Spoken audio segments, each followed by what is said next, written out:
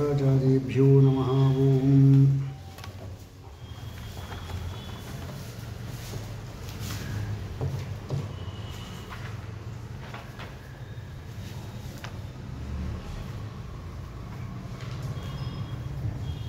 किंचात्र कथम आपादन किंचात्र कथम आपादन ಅದ್ರದ್ದು ಕೊನೆಯದಾಗುತ್ತೆ ಅದಾ ಇನ್ನೆಲ್ಲ ಆಯ್ತಾ ಎಲ್ಲ ಆಯ್ತು. ಕಿಂಚಾತ್ರ ಕಥಂ ಆಪಾದನಂ. ಈಗ ನೀವು ಭೇದ ಎಂಬತಕ್ಕಂಥದ್ದು ಧರ್ಮಿ ಸ್ವರೂಪ ಆದರೆ ಭೇದ ಎಂಬತಕ್ಕಂಥದ್ದು ದೃಶ್ಯೇತ ಅಂದರೆ ದರ್ಶನ ಎಂಬತಕ್ಕಂಥದ್ದು ಆಗಲಿಕ್ಕೆ ಸಾಧ್ಯವಿಲ್ಲ ಅಂತ ಆಪಾದನೆ ಮಾಡ್ತಾ ಆಪಾದನೆ ಮಾಡಲಿಕ್ಕೆ ಸಾಧ್ಯ ಇಲ್ಲ ಅಂತ ನಾವು ಹೇಳ್ತಾ ಇದ್ದೇವೆ. ನೀವು ಆಪಾದನೆ ಮಾಡಲಿಕ್ಕೆ ಬರೋದಿಲ್ಲ. ಭೇದ ಎಂಬುದಕ್ಕಂಥ ಧರ್ಮಿ ಸ್ವರೂಪವಾದರೆ ಭೇದ ಕಾಣದೇ ಇರಬೇಕಾದೀತು ಅಂತ ಆಪಾದನೆ ಮಾಡ್ತೀರಾ ನಾವು ಕೇಳ್ಕೊಳೋದು. ಕಥಂ ಆಪಾದನಂ ಯದಿ ಭೇದ ದೃಶ್ಯೇತ ಅಥವಾ ಭೇದ ಎಂಬುದಕ್ಕಂಥದ್ದು ಕಂಡಿತು ಅಂತಾದರೆ ತದಾ ಅನ್ಯೋನ್ಯಾಶ್ರಯತ್ವ ಸ್ಯಾತ್. ಹೀಗೆ ಹೇಳಬೇಕೀಗ ಅವರ ಆಪಾದನೆ. ಭೇದ ಕಂಡುಬಿಡ್ತು ಅಂತ ಹೇಳಿದ್ರೆ ಹಾಗೆ ಆಯಿತು ಅನ್ಯೋನ್ಯಾಶ್ರಯ ದೋಷ ಬರುತ್ತೆ. ಯಾಕೆ ಹೇಳಿ, ಧರ್ಮಿ ಸ್ವರೂಪ ಅಂದರೆ ಬೇಕಾಗಿಲ್ಲ, ಧರ್ಮಿ ಜ್ಞಾನ ಭೇದ ಜ್ಞಾನ ಬಂದ್ಬಿಡುತ್ತೆ, ಆಗ ಅನ್ಯೋನ್ಯಾಶ್ರಯ ಇರಲ್ಲ. ವಸ್ತುವಿನ ಜ್ಞಾನ ಬಂದಾಗ ಭೇದವೂ ಕೂಡ ಧರ್ಮಿ ಸ್ವರೂಪ ಅಂತ ಒಪ್ಪಿಬಿಟ್ರೆ ಹಾಗೆ ಪ್ರತಿಯೋಗಿ ಮತ್ತು ಎಲ್ಲ ಅನುಯೋಗಿ ನಮ್ಗೆ ಗೊತ್ತಾಗ್ಬಿಡುತ್ತೆ ನಮಗೆ ಅಲ್ವಾ. ಯಾಕೆ ಧರ್ಮಿ ಸ್ವರೂಪ ಆದ್ದರಿಂದ ಧರ್ಮಿಗೆ ಭೇದ ಗೊತ್ತಾಗೋಯ್ತು, ಅದಕ್ಕೆ ಪ್ರತ್ಯೇಕ ನಮ್ಗೆ ಬೇಕಾಗಿಲ್ಲ, ಆಗ ಅನ್ಯೋನ್ಯಾಶ್ರಯ ದೋಷ ಇಲ್ಲ. ಧರ್ಮಿಯಿಂದ ಭೇದ ಎಂಬುದು ನೀವು ಭಿನ್ನ ಅಂತ ಹೇಳಿದ್ರೆ ಆಪಾದನೆ ಮಾಡಬೇಕಾಗತ್ತೆ. ನೀವು ಏನು ಆಪಾದನೆ ಮಾಡ್ತೀರಿ? ಅಕಸ್ಮಾತ್ ಏನಾದರೂ ಧರ್ಮಿಗಿಂತ ಭೇದ ಎಂಬುದು ಪ್ರತ್ಯೇಕವಾಗಿ ಕಂಡು ಬಂತು ಅಂದರೆ ಆಗೇನಾಯಿತು, ಅನ್ಯೋನ್ಯಾಶ್ರಯ ದೋಷ ಬರುತ್ತೆ. ಅನ್ಯೋನ್ಯಾಶ್ರಯ ದೋಷ ಬರುವುದರಿಂದ ಆಗ ದೋಷ ಇರೋದರಿಂದ ನಾವೇನು ಮಾಡಬಾರ್ದು, ಭೇದ ಎಂಬುದು ಧರ್ಮಿ ಸ್ವರೂಪ ಅಲ್ಲ ಅಂತ ನೀವು ಹೇಳಬೇಕು. ಅದು ಕಾಣಲ್ಲ ಅಂತ ಹೇಳಬೇಕು. ಭೇದ ಅನ್ಯೋನ್ಯಾಶ್ರಯ ದೋಷ ಬರೋದ್ರಿಂದ ಕಾಣಲ್ಲ ಅಂತ ಹೇಳಬೇಕು. ಈಗ ಇದಂ ರಜತಂ ಎಂಬತಕ್ಕಂಥ ಜ್ಞಾನದಲ್ಲಿಯೂ ಕೂಡ ದೋಷ ಇರೋದರಿಂದ ಇದಂ ರಜತಂ ಎಂಬತಕ್ಕಂಥದ್ದು ಸರಿಯಾದ ಜ್ಞಾನವಲ್ಲ ಅಂತ ಹೇಳುವಂತೆ ಅನ್ಯೋನ್ಯಾಶ್ರಯ ಎಂಬತಕ್ಕಂಥ ದೋಷ ಇರೋದರಿಂದ ಭೇದ ಆಪಾದನೆ ಹೀಗೆ. ಭೇದ ಎಂಬುದಕ್ಕೆ ಕಾಣೋದಾದರೆ ಅನ್ಯೋನ್ಯಾಶ್ರಯ ದೋಷ ಬರುತ್ತೆ. ಅನ್ಯೋನ್ಯಾಶ್ರಯ ದೋಷ ಇತ್ತು ಅಂತ ಹೇಳಿದ್ರೆ ಆಗ ದೋಷ ಇದ್ದಿದ್ದರಿಂದ ಅದು ಭೇದ ಕಾಣಬಾರದು. ಹೀಗೆ ಆಪಾದನೆ ಮಾಡಬೇಕು ನೀವು. ಇತಿ ಚೇನ್ನ ಭೇದ ದರ್ಶನಸ್ಯ ಸಮ್ಮತತ್ವೇನ ವಿಪರ್ಯ ಪರಿವಸಾನಾತೆ ಅಲ್ವಾ. ವಿಪರ್ಯ ಪರಿವಸಾನ ಮಾಡಲಿಕ್ಕೆ ಬರಲ್ಲ. ಯಾಕೆ, ಭೇದ ಎಂಬತಕ್ಕಂಥದ್ದು ನಾವು ಮೊದಲೇ ಹೇಳಿದ್ವಲ್ಲ, ವಸ್ತುವಿನ ಜ್ಞಾನ ಬರುವಾಗಲೇ ಪ್ರತಿಯೊಬ್ಬರ ಅನುಭವದಲ್ಲಿ ಕೂಡ ಭೇದ ಎಂಬುದು ಕಂಡಿದೆ, ಹೌದಾನೆ. ಯಾಕೆಂದರೆ ಭೇದದ ಜ್ಞಾನ ಇಲ್ಲ ಅಂದರೆ ಅವರು ಪ್ರತ್ಯಕ್ಷ ಜ್ಞಾನ ಪ್ರತ್ಯಕ್ಷವನ್ನು ಪ್ರಮಾಣ ಅಂತ ಹೋಗ್ತಾರೆ ಇಲ್ಲ ಅಂತ ಹೇಳ್ತೀವಿ ನಾವು. ಪ್ರತ್ಯಕ್ಷ ಅನುಮಾನಗಳನ್ನು ಒಪ್ಪಲೇಬೇಕು ತಾನೆ. ಪ್ರತ್ಯಕ್ಷಕ್ಕೆ ಏನೇನು ಬೇಕು? ವಸ್ತು ಬೇಕು, ಇಂದ್ರಿಯ ಬೇಕು, ವಿಷಯ ಬೇಕು, ಸನ್ನಿಕರ್ಷ ಬೇಕು. ಎಲ್ಲ ಬೇರೆ ಬೇರೆ ಬೇರೆ, ಅದೆಲ್ಲ ಒಂದೇ ಅಲ್ಲ. ಹಾಗೆ ಭೇದ ಒಪ್ಪಿದ್ದಾರೆ ಅಂತ ಆಯಿತು. ಅನುಮಾನ ಹೇಳುವಾಗ ವ್ಯಾಪ್ತಿ ಜ್ಞಾನ ಇರಬೇಕು, ಪಕ್ಷಧರ್ಮತ ಇರಬೇಕು, ಹೇತು ಇರಬೇಕು, ಸಾಧ್ಯ ಇರಬೇಕು, ಮತ್ತು ಎಲ್ಲ ಭೇದಗಳು ಬೇರೆ ಗೊತ್ತಿದೆ. ಹಾಗಾಗಿ ಯಾವ ವ್ಯಕ್ತಿ ಅನುಮಾನ ಏನಿದೆ ಅದನ್ನು ಮತ್ತು ಪ್ರತ್ಯಕ್ಷಾದಿಗಳನ್ನು ಪ್ರಮಾಣ ಅಂತ ಹೋಗ್ತಾನೆ, ಅದಕ್ಕೆ ಪರಿಕರಗಳಾಗಿರ್ತಕ್ಕಂಥದ್ದು ಏನಿದೆ, ಯಾವುದು ಹೇತು ಸಾಧ್ಯಾದಿಗಳು ಏನಿದೆ ಅದೆಲ್ಲವೂ ಕೂಡ ಭಿನ್ನ ಅಂತ ಒಪ್ಪಲೇಬೇಕು. ಹಾಗೆ ಒಪ್ಪಿದ್ದಾನೆ ಅಂತಾಯಿತು.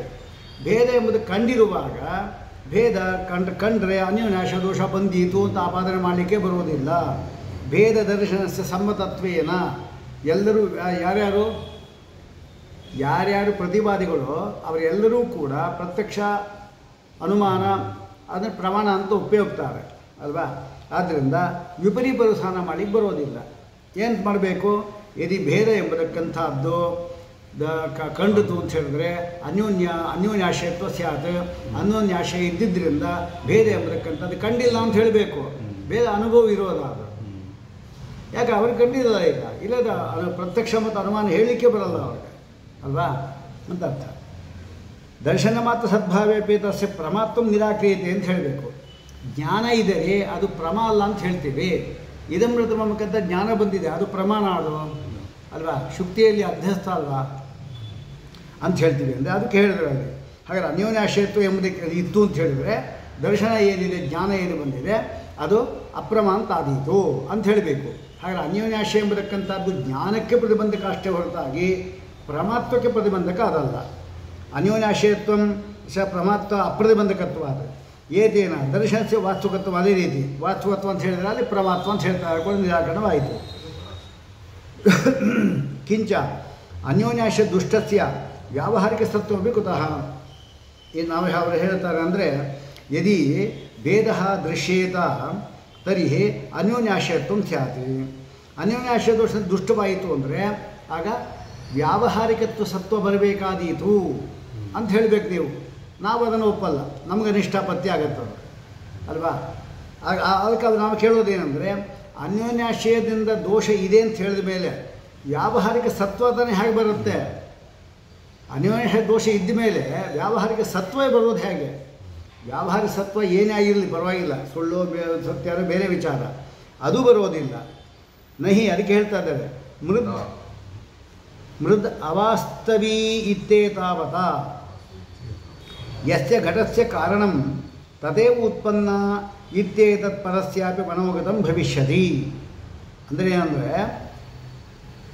ಈಗ ಮೃತ್ ಎಂಬತಕ್ಕಂಥದ್ದೇನಿದೆ ಅದು ಘಟಕ್ಕೆ ಕಾರಣ. ಘಟ ಎಂಬತಕ್ಕಂಥದ್ದು ಮೃತ್ತಿಗೆ ಕಾರಣ ಅಂತ ನಾವು ಹೇಳಿದಾಗ ಅನ್ಯೋನ್ಯಾಶ್ಯ ದೋಷ ಬಂತು ಅಲ್ವಾ. ಆದರೆ ಮೃತ್ ಎಂಬತಕ್ಕಂಥದ್ದು ಅವಾಸ್ತವ ಅಂತ ಹೇಳಿದ ಮಾತ್ರಕ್ಕೆ ಅಲ್ವಾ, ಅವಾಸ್ತವದಿಂದ ಘಟ ಹುಟ್ಟೋದಾದರೂ ಹೇಗೆ ಅಂತ ನಾವು ಕೇಳ್ತೀವಿ. ನಹಿ ಮೃದವಾಸ್ತವಿ ಇತ್ಯೇತಾವತ ಮಣ್ಣು ಎಂಬುದು ಅವಾಸ್ತವ ಅಂತ ಹೇಳಿದ ಮಾತ್ರಕ್ಕೆ ಯಸ್ಯ ಘಟಸ್ಯ ಕಾರಣಂ ಯಾವ ಘಟಕ್ಕೆ ಅಂದರೆ ವ್ಯವಹಾರ ಮಾಡಲಿಕ್ಕೆ ಯೋಗ್ಯವಾದ ಘಟ ಏನಿದೆ ಅದಕ್ಕೆ ಕಾರಣವಾಗಿರತಕ್ಕಂಥದ್ದು ಯಾವುದು? ಮಣ್ಣು. ಅದು ತಥೇವ ಉತ್ಪನ್ನೆ ಆ ಮಣ್ಣಿನ ಹುಟ್ಟಿರತಕ್ಕಂಥ ಘಟ ಎಂಬತಕ್ಕಂಥದ್ದು ಅದು ಪರಸ್ಯಾಪಿ ಮನೋಗತಂ ಭವಿಷ್ಯ, ಅದು ಮನಸ್ಸಿಗೆ ಒಪ್ಪೋದ ವಿಚಾರವಲ್ಲ ಅಂತ ಹೇಳ್ತಾರೆ ಅವರು. ಹಾಂ ಯಾವುದು ಅವಾಸ್ತವ? ಅವಾಸ್ತವ ಅಂದರೆ ಅಪ್ರಾಮಾಣಿಕ ಅಂತ ಅರ್ಥ, ವಾಸ್ತವ ಅಲ್ಲ ಅಂತ. ಇದೆಲ್ಲ ವಾಸ್ತವಗಳು, ಅದು ಅವಾಸ್ತವ ಅಂದರೆ ಅಪ್ರಾಮಾಣಿಕ. ಅಥ ಯದಿ ಧರ್ಮ್ಯಾದಿ ಪ್ರತೀತಿಂ ಅಪೇಕ್ಷೆ ಭೇದ ಪ್ರತೀಯತ್, ಎರಡನೇ ಆಪತ್ತಿ ಕೊಡಬೇಕಿನ್ನ ಆಪಾದನ ಏನಂತ? ಹಾಗಲ್ಲ, ಧರ್ಮ್ಯಾದಿ ಪ್ರತೀತಿಂ ಅಪೇಕ್ಷ, ಧರ್ಮಿ ಆದಿ ಶಬ್ದದಿಂದ ಪ್ರತಿಯು ತಗೋಬೇಕು. ಧರ್ಮಿ ಮತ್ತು ಪ್ರತಿಯೋಗಿ ಪ್ರತೀತಿಯನ್ನು ಅಪೇಕ್ಷೆ ಮಾಡಿಕೊಂಡು ಭೇದ ಎಂಬುದು ತೋರುತ್ತೆ ಅಂತ ಆದರೆ ಆಪಾದನೆ ಹಿಂಗೆ ಮಾಡಬೇಕು ನೀವು. ತದಾ ಅನ್ಯೋನ್ಯಾಶ್ರಿತಂ ಛಾತಿತ್ಯಾಪಾದ್ಯತೆ, ಹಿಂಗೆ ಆಪಾದನೆ ಕೊಡಬೇಕು. ತದಾ ಧರ್ಮ್ಯಾದಿ ಪ್ರತೀತಿ ಅಪೇಕ್ಷೆಯೈವ ನಿವರ್ತತೆ ಅಲ್ವಾ. ಹಾಗೆ ಧರ್ಮಾದಿ ಪ್ರತೀತಿ ಬಂತು ಅಂತಂದರೆ ನಿವೃತ್ತಿ ಆಗೋಯ್ತು, ಅನ್ಯೋನ್ಯಾಶ್ರಯ ನಿವರ್ತದೆ. ಭೇದರ್ಶ ಕಿಮಾಯಾತಂ, ಭೇದ ಕಾಣಲಿಕ್ಕೆ ಏನು ತೊಂದರೆ? ಆಪಾದನೆ ಹೆಂಗೆ ಮಾಡಬೇಕು? ಧರ್ಮಿ ಮತ್ತು ಪ್ರತಿಯೋಗಿ ಏನಿದೆ ಅದರ ಪ್ರತೀತಿ ಇದ್ರೆ ಮಾತ್ರ ಪ್ರತೀತೇವ ಧರ್ಮ್ಯಾದ ಪ್ರತೀತಿಂ ಅಪೇಕ್ಷೆಯವ ನಿವರ್ತದೆ. ಯಾವುದೋ ಅನ್ಯೋನ್ಯಾಶ್ರಯ ನಿವೃತ್ತಿ ಆಗೋದು ಅಂತ ಆದರೆ ಭೇದದರ್ಶಕಿ ಮಾಯಾತಂ, ಭೇದ ಕಾಣಲಿಕ್ಕೆ ಏನು ತೊಂದರೆ ಹೆಂಗೆ? ಧರ್ಮಿ ಮತ್ತು ಪ್ರತೀತಿ, ಧರ್ಮಿ ಪ್ರತೀತಿ ಪ್ರತಿಯೋಗಿ ಪ್ರತೀತಿಯನ್ನು ಉದ್ದೇಶ ಮಾಡಿಕೊಂಡೇ ಭೇದ ಕಾಣುತ್ತೆ ಅಂತ ಆದರೆ ಅಲ್ವಾ. ಹಾಗೆ ಧರ್ಮಿ ಪ್ರತೀತಿ ಎಂಬತಕ್ಕಂಥದ್ದೇನಿದೆ, ಧರ್ಮಿ ಪ್ರತೀತಿ ಬರದೆ ಭೇದ ಪ್ರತೀತಿ ಇಲ್ಲ, ಭೇದ ಪ್ರತೀತಿ ಇಲ್ಲದೆ ಧರ್ಮಿ ಪ್ರತೀತಿ ಇಲ್ಲ ಅಂತ ನೀವು ಹೇಳಬೇಕು ಅನ್ಯೋನ್ಯಾಶ್ರಯ. ಹಾಗೆ ಧರ್ಮಿ ಪ್ರತೀತಿ ಬಂದ್ಬಿಡ್ತು ಅಂತ ಹೇಳಿದ್ರೆ ಅನ್ಯೋನ್ಯಾಶ್ರಯ ಹೊಟ್ಟೋಯ್ತು. ಇದು ಭೇದ ಎಂಬತಕ್ಕಂಥದ್ದು ಕಾಣಿಸ್ಲಿಕ್ಕೆ ತೊಂದರೆ, ಹಾಗಲ್ಲ ಆಪತ್ತಿ ಕೂಡ ಮಾಡಲಿಕ್ಕೆ ಬರೋದಿಲ್ಲ. ಪ್ರಕಾರಾಂತರಾಭಾವಾತ್ ತನ್ ನಿವೃತ್ತಿ ತ್ಯಜೆಯನ್ನು, ಬೇರೆ ಪ್ರಕಾರ ಇಲ್ಲೇ ಇಲ್ಲ ಆದ್ದರಿಂದ ನಿವೃತ್ತಿ ಆಗುತ್ತೆ ಅಂತ ಹೇಳ್ತೀವಿ ಅದನ್ನು. ಅಂದರೆ ಆಗ ದರ್ಶನ ಮಾತ್ರಸ್ಯ ಅಂಗೀಕೃತತ್ವೇನ ನಿವೃತ್ತೇತು ಅಶಕ್ಯತ್ವಾತ್. ನಾವು ಜ್ಞಾನ ಮಾತ್ರ ಹೇಳ್ತಾ ಇರೋದು. ಅಂದ್ರೇನು ಜ್ಞಾನ ಮಾತ್ರ? ಅಂದ್ರೇನು? ಜ್ಞಾನ ಎಂಬತಕ್ಕಂಥದ್ದೇನಿದೆ ಅದು ಯಾವತ್ತೂ ಕೂಡ ಬರಲಿಕ್ಕೆ ಏನು ತೊಂದರೆ ಇಲ್ಲ. ಧರ್ಮೀಯ ಪ್ರತೀತಿ ಬಂದಾಗ ಭೇದದ ಜ್ಞಾನ ಬರ್ತಾ ಇದೆ ಅಂತ ಹೇಳ್ತಾ ಇರೋದು ನಾವು ಅಲ್ವಾ. ಇನ್ನು ಪ್ರಮಾತ್ವದೇ ಹೇಳಬೇಕು ನೀವು. ಪ್ರಮಾತ್ವಾದ ನಿವರ್ತನೆ ಅನ್ಯೋನ್ಯಾಶ್ರಯತ್ವಾದೇಹೇ ಸಾಮರ್ಥ್ಯ ಭಾವ ಸೂಕ್ತತ್ವ. ಇನ್ನೂ ಹೇಳಬೇಕು ನೀನು, ಅದು ಪ್ರಮಾತ್ವ ಜ್ಞಾನದ ಬಗ್ಗೆ ಅಲ್ಲ, ಅದು ಜ್ಞಾನ ಎಂಬತಕ್ಕಂಥ ಪ್ರಮ ಆಗಲಿ ಸಾಧ್ಯ ಇಲ್ಲ, ಅನ್ಯೋನ್ಯಾಶ್ರಯ ದೋಷ ಇತ್ತು ಅಂತ ಹೇಳಬೇಕು. ಅದನ್ನು ಖಂಡನೆ ಮಾಡೋದಲ್ಲ. ಯಾವತ್ತೂ ಅನ್ಯೋನ್ಯಾಶ್ರಯಾದಿ ದೋಷಗಳು ಏನು ಮಾಡುತ್ತೆ? ಕೇವಲ ಅದರ ಜ್ಞಾನಕ್ಕೆ ಪ್ರತಿಬಂಧಕವಾಗಬಹುದು ಬೇಕಾದ್ರೆ ಅನ್ಯೋನ್ಯಾಶ್ರಯ ದೋಷ ಇದ್ದರೆ. ಪ್ರಮಾತ್ವಕ್ಕಲ್ಲ, ಅದು ಕೂಡ ಒಪ್ಪಿ ಹೇಳಿದ್ದಷ್ಟೇ. ಈಗ ವೃಕ್ಷ ಅಂಕುರ ಯಾವುದು ಅನ್ಯೋನ್ಯಾಶ್ರಯ ದೋಷ ಇದೆ ಅಲ್ಲಿ. ವೃಕ್ಷ ಇಲ್ಲ ಅಂದರೆ ಅಂಕುರ ಇಲ್ಲ, ಬೀಜ ಅಂಕುರ ತೊಗೋಬಾರ್ದು, ವೃಕ್ಷ ಅಂಕುರ ತೊಗೋಬೇಕು ಅಲ್ವಾ. ವೃಕ್ಷ ಮತ್ತು ಅಂಕುರ ಯಾವುದು ಅದು ಎರಡಕ್ಕೂ ಇದ್ದೇ ಇದೆ. ವೃಕ್ಷ ಇದ್ರೇ ಬೀಜ, ಬೀಜ ಇದ್ದೇನೆ ವೃಕ್ಷ ಅಂತ ಅಲ್ಲಿದೆ. ಆದರೆ ಜ್ಞಾನ ಬರಲಿಕ್ಕೆ ಅಲ್ಲಿ ಅನ್ಯೋನ್ಯ ದೋಷ ಇದೆ. ಆದರೆ ಆ ಜ್ಞಾನ ಎಂಬತಕ್ಕಂತಹದ್ದು ಪ್ರಮ ಎಂಬ ವಿಚಾರದಲ್ಲಿ ಶಾಸ್ತ್ರ ಒಪ್ಪಿದದು ಅಲ್ವಾ. ಹಾಗೆ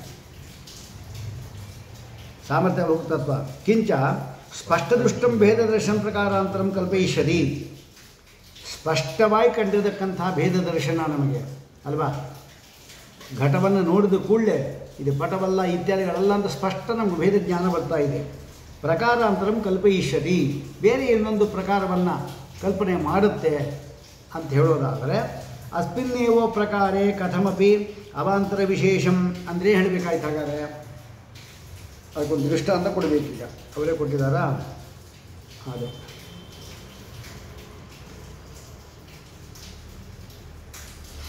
ಈಗ ನಮಗೆ ಪ್ರತ್ಯಕ್ಷದಿಂದ ಒಂದು ಗಿಡ ಬಂದುಬಿಟ್ಟಿದೆ, ಒಂದು ಅಂಕುರ ಮೊಳಕೆ ಬಂದುಬಿಟ್ಟಿದೆ.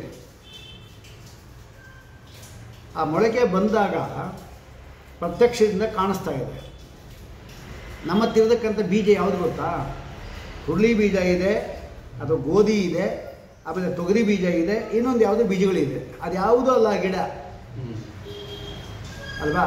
ಹಾಗಾದರೆ ಆಯಿತು, ಮೊಳಕೆ ಎಂಬತಕ್ಕಂಥದ್ದು ಏನು ಬಂದಿದೆ, ನಮ್ಮಲ್ಲಿರ್ತಕ್ಕಂಥ ಯಾವ ಬೀಜಗಳಿಂದಲೂ ಅದು ಹುಟ್ಟಿಲ್ಲ ಅಂದರೆ ಅದು ಮೊಳಕೆನೇ ಅಲ್ಲ ಅಂತ ಯಾರಾದರೂ ಹೇಳ್ತಾರಾ? ಹಾಗೇನು ಮಾಡಬೇಕು? ಇದರಿಂದ ಅಲ್ಲದೆ ಇದ್ದರೆ ಬೇರೆ ಯಾವುದು ಬೀಜದಿಂದ ಹುಟ್ಟಿದೆ ಅಂತ ಕಲ್ಪನೆ ಮಾಡಬೇಕು ನಾವು. ಅದು ಬಿಟ್ಟು ಸ್ಪಷ್ಟವಾಗಿ ಕಂಡಿರತಕ್ಕಂಥ ಅಂಕುರವನ್ನು ನಿರಾಕರಣೆ ಮಾಡಲಿಕ್ಕೆ ಬರುವುದಿಲ್ಲ ಅಲ್ವಾ. ಅದೇ ಹೇಳ್ತಾ ಇರೋದು. ನಹಿ ಸ್ಪಷ್ಟದೃಷ್ಟ ಅಂಕುರ ಪರಿಚಿತ ಸ್ಪಷ್ಟದೃಷ್ಟವಾದ ಅಂಕುರ, ನಮಗೆ ಪರಿಚಿತವಾದಕ್ಕಂಥ ಯಾವ ಒಂದು ಪರಿಚಿತ ಚರ ಅದು ಅಂದರೆ ಅತ್ಯಂತ ಪರಿಚಯವುಳ್ಳಂತಹ ಬೀಜ ಅಸಂಭವ ಮಾತ್ರೇಣ ನಮಗೆ ಅತ್ಯಂತ ಪರಿಚಿತವಾದ ಬೀಜಗಳೇನಿದೆ ಅದರಿಂದ ಹುಟ್ಟಿಲ್ಲ ಅಂತ ಹೇಳಿದ ಮಾತ್ರಕ್ಕೆ ಸ್ವಯಂ ನಾನಿವರ್ತದೆ ಅಲ್ವಾ. ಅದು ಬೀಜವೇ ಅದು ಇದೆ, ಅಲ್ಲೇ ಅಲ್ಲ ಅಂತ ಹೇಳಬಾರ್ದು. ಇನ್ನೇನು ಹೇಳಬೇಕು ಅಂದರೆ ಇದರಿಂದ ಅಲ್ಲದೆ ಇದ್ದರೆ ಬೇರೆ ಯಾವುದು ಬೀಜದಿಂದ ಬಂದಿದೆ ಹೇಳಬೇಕು. ಅಥವಾ ನಮ್ಮಲ್ಲಿರತಕ್ಕಂಥ ಬೀಜಗಳು ಯಾವುದೋ ಒಂದು ವಿಶೇಷ ಶಕ್ತಿ ಇದೆ. ಈಗ ಬಾಳೆಗಿಡದ ಬರಬೇಕಾಗಿದ್ದರೆ ಯಾವ ರೀತಿ ದಾವದಗ್ಧವಾದಕ್ಕಂಥ ವೇತ್ರ ಬೀಜ ಎಂಬತಕ್ಕಂಥದ್ದು ಅದು ವಸ್ತುತಃ ಯಾವುದು ಕದಲಿ ಕಾಂಡಕ್ಕೆ ಅದು ಕಾರಣ ಅಲ್ಲದೇ ಇದ್ದರೂ ಕೂಡ ದಾವದಗ್ಧ ಎಂಬುದು ಸಹಕಾರಿ ಬಂದಾಗ ಅದು ಬಾಳೆಗಿಡ ಹುಟ್ಟಿಸೋದು ಕಂಡಿದೆ. ಹೀಗೆ ಅದರಲ್ಲೇ ಒಂದು ಶಕ್ತಿ ವಿಶೇಷ ಕಂಡಿರಬೇಕು ಅಲ್ವಾ. ಕಿಂತು ಬೀಜಾಂತರಂವ ಅಥವಾ ಬೇರೆ ಬೀಜ ಎಂಬುದಕ್ಕೆ ಕಾರಣ ಎಂಬುದಾಗಿ ಪರಿಚಿತೇಶ್ವೇವ ಜಾತ್ಯಾದಿ ವಿಶೇಷಂ ಅಂದರೆ ಅದಕ್ಕೇನೋ ಒಂದು ಬೇರೆ ಜಾತಿಯಪ್ಪ ಇದು ಅಂತ ನಾವು ಹೇಳಬೇಕು. ಕಲ್ಪಯಿದ್ದೀತಿ ಲೋಕೆ ದೃಷ್ಟಂ ಇತ್ಯಾಶಯವಾನುಪಸಂಹರತಿ ತಸ್ಮಾತ್. ಆದ್ದರಿಂದ ಭೇದ ಎಂಬುದಕ್ಕಂಥದ್ದು ಕಂಡು ಬರ್ತಾ ಇರುವಾಗ ಅನ್ಯೋನ್ಯಾಶ ದೋಷ ಇದೆ ಅಂತ ಹೇಳಿದ ಅದಕ್ಕೆ ಅದು ಭೇದವೇ ಕಾಣೋದಿಲ್ಲ ಅಂತ ಹೇಳಿಕ್ಕೆ ಬರೋದಿಲ್ಲ, ಭೇದವೇ ಅಲ್ಲ ಅಂತ ಹೇಳಿಕ್ಕೆ ಬರಲ್ಲ, ಭೇದ ಕಾಣೋದೇ ಇಲ್ಲ ಅಂತ ಹೇಳಿಕ್ಕೆ ಬರೋಲ್ಲ. ಯಾಕೆ ಅನುಭವ ವಿರುದ್ಧವಾಗಿ ಹೋಗಬಾರ್ದು. ತಸ್ಮಾತ್ ಅಂತ ಹೇಳ್ತಾರೆ. ಪ್ರತ್ಯಕ್ಷೇಣ ಇದು ಶೇಷಃ. ಎಲ್ಲರೂ ತಸ್ಮಾತ್ ಕಡೆಯಲ್ಲಿ ಮಾಡ್ತಾ ನೋಡಿ.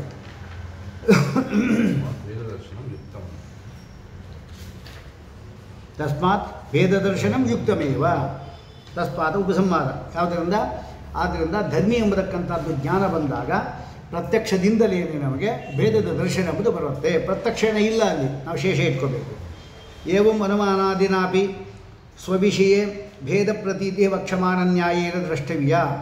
ಅನುಮಾನಾದಿಗಳಿಂದಲೂ ಕೂಡ ಸ್ವವಿಷಯ ಭೇದ ಪ್ರತೀತಿ, ಆಯಾಯ ವಸ್ತುವಿಧ ಅನುಮಾನದಿಂದಲೂ ಕೂಡ ನಮಗೆ ಹೇಳಬಹುದು ಅಂತ ಮುಂದೆ ನಾವು ಅದನ್ನು ಹೇಳ್ತೇವೆ. ಇದೇ ನ್ಯಾಯದಿಂದ ಇಟ್ಕೋಬೇಕು. ನಾನು ವ್ಯಾಪ್ಯವ್ಯಾಪಕಾದಿ ಭೇದ ಪ್ರತೀತಿ ಅಪೇಕ್ಷಂ ಅನುಮಾನಾದಿಕಂ ಕಥಂ ಭೇದ ಪ್ರಮಾಣಂ ಭವಿಷ್ಯತಿ. ಭೇದ ಎಂಬತಕ್ಕಂಥದ್ದೇನಿದೆ ಅದು ಧರ್ಮಿ ಸ್ವರೂಪ. ಅದರ ಜ್ಞಾನ ಬರಲಿಕ್ಕೆ ಧರ್ಮೀಯ ಜ್ಞಾನ ಬಂದರೂ ಸಾಕು. ಆದರೆ ಇದು ಮಾತ್ರ ಹಾಗಲ್ಲ. ವ್ಯಾಪಕ ಬೇಕು. ಧೂಮ ಎಂಬುದು ವ್ಯಾಪಕ, ವ್ಯಾಪ್ಯ ವನ್ನಿ ಎಂಬತಕ್ಕಂಥದ್ದು ವ್ಯಾಪಕ. ಇದಿರಬೇಕು, ಇವುಗಳಿಗೆ ಭೇದ ಇರಬೇಕು ಅಲ್ವಾ. ಜ್ಞಾನ ಬೇಕು. ಅದರಿಂದ ಅಪೇಕ್ಷೆ ಉಳ್ಳದ್ದು ಅನುಮಾನ. ಅನುಮಾನದಿಂದ ನಿರಪೇಕ್ಷವಾದಕ್ಕಂಥ ಭೇದ ಜ್ಞಾನ ಬರುವುದು ಹೇಗೆ? ಅನುಮಾನದ ಹೆಂಗೆ ಬರುತ್ತೆ ಅಂತ ಹೇಳಿದ್ರಿ ಪ್ರಶ್ನೆ ಬಂದರೆ, ಕಥಂ ಭೇದೇ ಪ್ರಮಾಣ ಭವಿಷ್ಯತಿ. ಅನುಮಾನ ಎಂಬತಕ್ಕಂಥದ್ದು ನಿರಪೇಕ್ಷಕವಾದದ್ದು, ಅದು ಭೇದದ ಪ್ರಮಾಣ ಆಗೋದು ಹೇಗೆ ಅಂದರೆ ತತ್ಕಿಂ ಭೇದ ಪ್ರತೀತಿ ಮಾತ್ರ ಪರೋ ನಾಂಗೀಕರೋತಿ. ಹಾಗೆ ಭೇದ ಪ್ರತೀತಿನೇ ಒಪ್ಪಲ್ವನೇನೋ ನಾವು ಕೇಳ್ತಾ ಇರೋದು. ಅನುಮಾನದ ಬೇರೆ ವಿಚಾರ. ಪ್ರತ್ಯಕ್ಷದಿಂದಾಗಲಿ ಅನುಮಾನದಿಂದಾಗಲಿ ಭೇದವನ್ನು ಒಪ್ಪದೆಯೋ ಇಲ್ಲೋ ನೀನು. ಅಲ್ವಾ?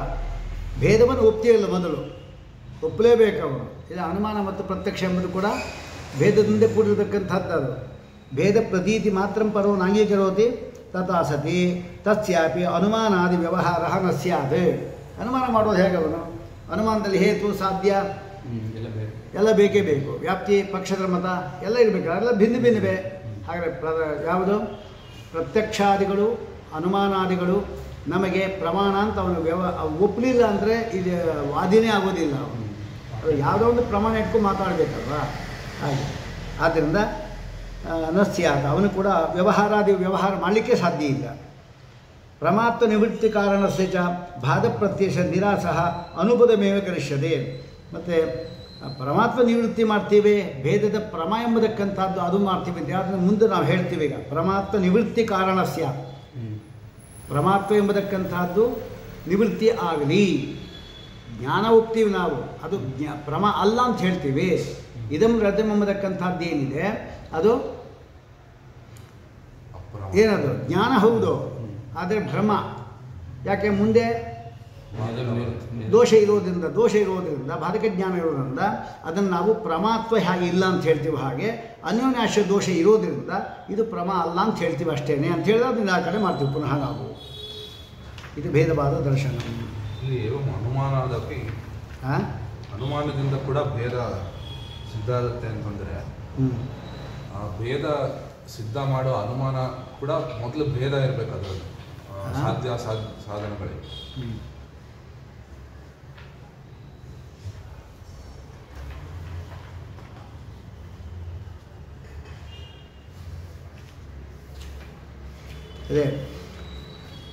ಅದೇ ರೀತಿ ಇಲ್ಲಿ ಪ್ರಗತಿಯಲ್ಲಿಯೂ ಕೂಡ ಅವರು ಯಾವುದೋ ಸರ್ವ ಅಭೇದವನ್ನು ಒಪ್ಪುಬಿಟ್ಟು, ನೇಹ ನಾನಾತ್ಯಕ್ಕಿಂತ ಅಂದರೆ ಸರ್ವ ಅಭೇದವನ್ನು ಒಪ್ಪುಬಿಟ್ಟು ಪುನಃ ನೇತಿ ನೇತಿ ಸರ್ವ ವ್ಯಾವೃತ್ತಿಯನ್ನು ಭೇದವನ್ನು ಒಪ್ಪಿದ್ರು ಅಂತ ಅವರಿಗೆ ವ್ಯಾಹತಿ ಎಂಬುದು ಇದ್ದೇ ಇದೆ ಅಂತ.